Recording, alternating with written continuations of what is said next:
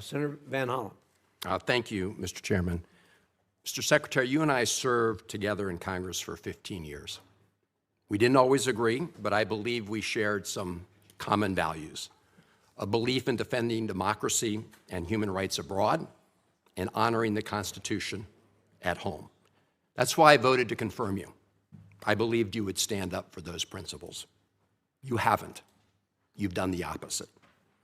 And you used to speak with conviction about the importance of foreign aid as a tool to advance American values and interests. Then you stood by while Elon Musk took a chainsaw to USAID and other assistance programs.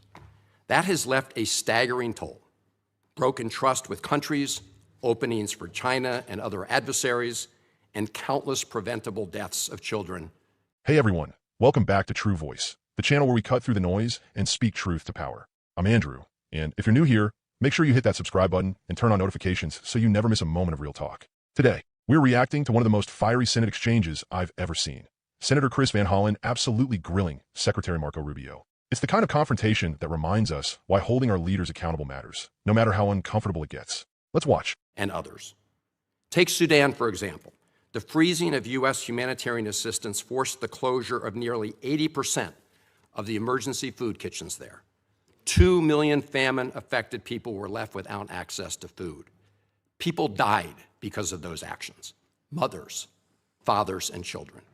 Tons of emergency food that could have saved their lives was left rotting in warehouses because you and Elon Musk refused to let USAID do its job. Sudan is a country where, by the administration's own determination, a genocide is unfolding in Darfur. But here's where it goes from cruel to despicable. While cutting off food aid to Sudanese families living through an actual genocide, you're fast-tracking white South Africans for refugee status under a manufactured claim that they are the victims of genocide. You tried to block the admission of individuals who had already been approved to come here as refugees while making bogus claims to justify granting such status to Afrikaners. You've made a mockery of our country's refugee process, turning it into a system of global apartheid where political ideology and race, more than truth or need, matter. And while you've turned away from a genocide in Sudan and invented one in South Africa, you teamed up with President Trump to throw the Ukrainian people under the bus and have been played like a fiddle by Vladimir Putin. Of course, Donald Trump not only said he would end the war in Ukraine on day one, he also said he would end the war in Gaza on day one. And yet last week, you were all running around to Gulf states, giving away very sensitive American AI and chips technology, but doing nothing to end the war in Gaza and get the remaining hostages returned.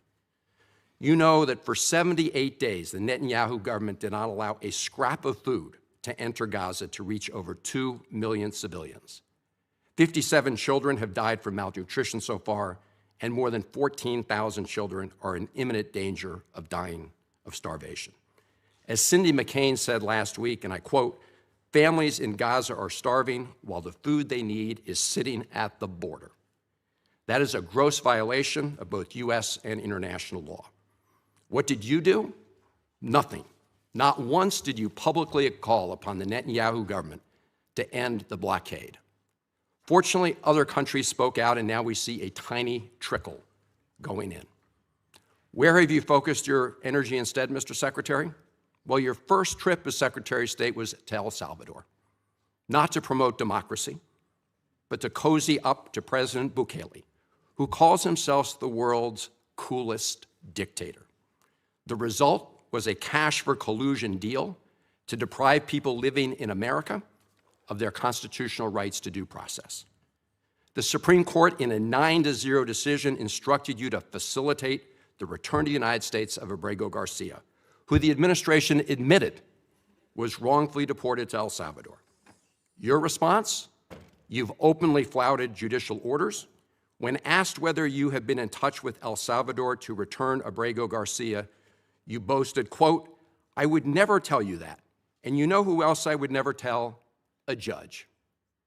Clearly, you don't care about the Fifth Amendment right to due process, and you don't care about the First Amendment either, since you've been very busy snatching students off of college campuses for exercising their right to free speech. You dredged up a relic from the McCarthy era to claim that student protesters posed a threat to the foreign policy of the United States. Give me a break, Mr. Secretary. You know as well as I do this isn't about national security, it's about punishing free speech. And you know that in America, the government doesn't get to use its power to punish speech it doesn't like.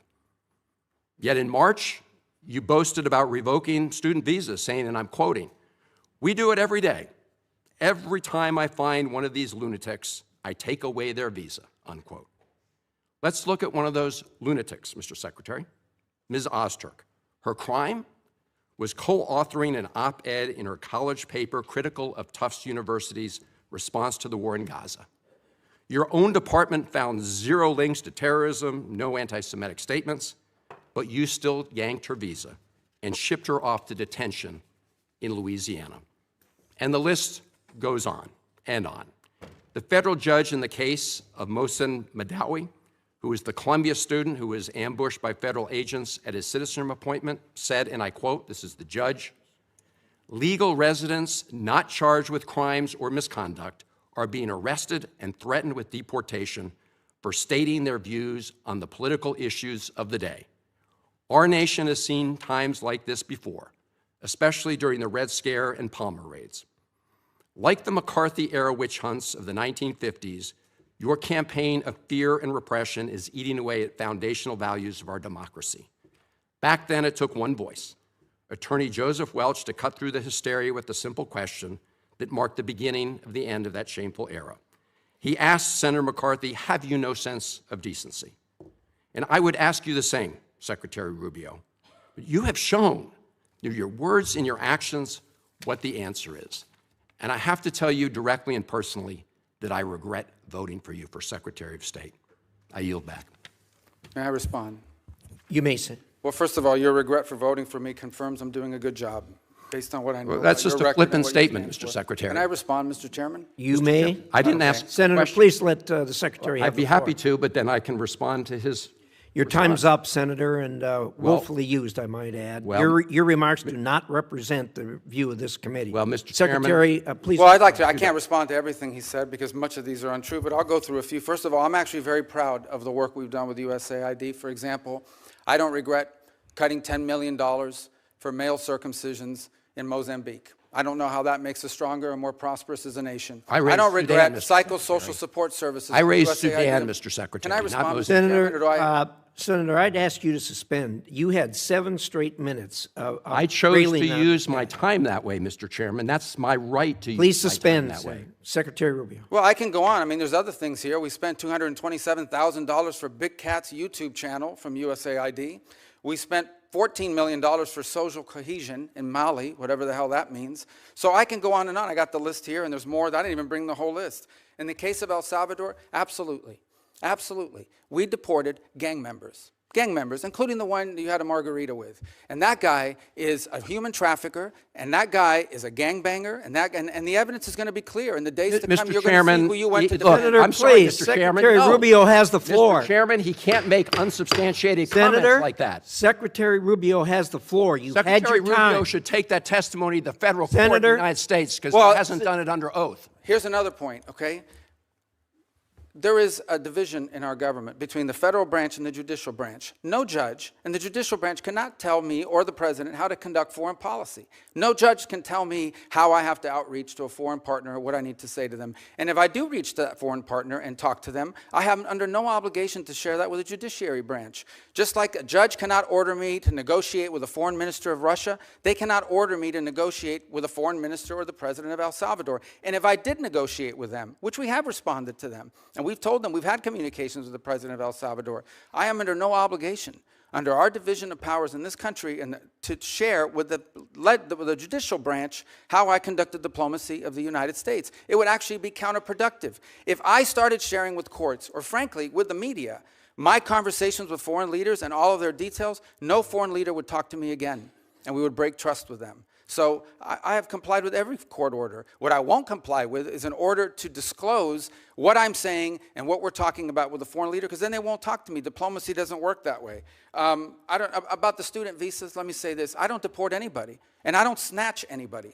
The State Department does not have officers in the street snatching everybody. What I do is revoke visas. And it's very simple. A visa is not a right. It is a privilege. People apply for student visas to come into the United States and study. And if you tell me that you're coming to the United States to lead campus crusades, to take over libraries and try to burn down buildings and acts of violence, we're not going to give you a visa. Is that what Ms. Ozturk did? We're not going to give you a visa. Is that what she And did? if you do Come that, on, Mr. Secretary. and every single You're one of just these blowing cases, the smoke factors here are now. different. Senator, the bottom line is, if you're Senator, coming here we- to stir up trouble on our campuses, we will deny you a visa. And if you Does have the a First visa Amendment and we find apply you, to we'll people revoke living it. in the United And States? we're going to do more. There are more coming. We're going to continue to revoke the visas of people who are here as guests and are disrupting our higher education facilities. People are paying money. These kids pay money to go to school, and they have to walk Writing through a an bunch of op-ed lunatics to the who are tough here on student newspapers visas. disrupting the Simple foreign as policy that. of the United I want to States. do more. I hope we can That's find more of these people. pathetic, Mr. In fact, the other Secretary. day, some guys led a riot. I forgot what university it was, and I asked, please, can you find the arrest records of all the people that were arrested at that riot at that campus? Because if any of them have a visa, we're going to revoke I it. feel so much safer All right, when you lock let's, up people like Ms. Ozturk, Mr. Secretary. We've had enough time on the subject. Thank you very much. And Van Hollen starts strong, reminding us all that he used to believe Rubio shared basic values like defending democracy and human rights. And then he just drops the hammer. I regret voting for you. That's not just politics, that's personal. And I respect the hell out of it. What got him so furious? Well, let's talk about Sudan. Rubio and Elon Musk. Yeah, that Elon apparently gutted humanitarian aid, shutting down 80% of emergency food kitchens during an actual genocide. 2 million people starving. Children died. And food literally rotted in warehouses. If you're a patriot and you think that's acceptable, you're not paying attention. We should be using our power to save lives, not create openings for China and let genocides unfold while we look away. And then there's the refugee double standard. Rubio fast-tracked white South Africans under false claims of genocide, while turning away legitimate refugees from actual war zones. You don't need to squint to see the racism there. It's an insult to the very idea of America as a refuge for the oppressed. And don't even get me started on Gaza. Rubio and the administration sat silent for 78 days while Israel blocked food from entering, and children were starving. Cindy McCain, a Republican, called it out. Rubio, nothing. That's not leadership, that's cowardice. Then it got even darker, student protests. Van Hollen lays out how Rubio has been revoking visas from students who dared to criticize the war in Gaza. Peaceful protest, op-eds, and we're deporting them. Rubio's response? We do it every day. That's not national security. That's McCarthyism 2.0. We're supposed to be the land of free speech, right? Look, I may be on the left, but I love this country. And part of that love is refusing to stay silent when our leaders betray our values. Van Hollen showed us what moral courage looks like. Rubio showed us what happens when power corrupts. This isn't just about two guys arguing in a hearing room. It's about who we are as a country. Do we protect the vulnerable? Do we stand up for democracy? Or do we cozy up to dictators and censor college kids? That's where I stand. What about you? Drop your thoughts in the comments. I read every single one. And don't forget to subscribe to True Voice for more honest takes you won't hear on mainstream media. I'm Andrew, signing off. Stay loud, stay proud, stay true.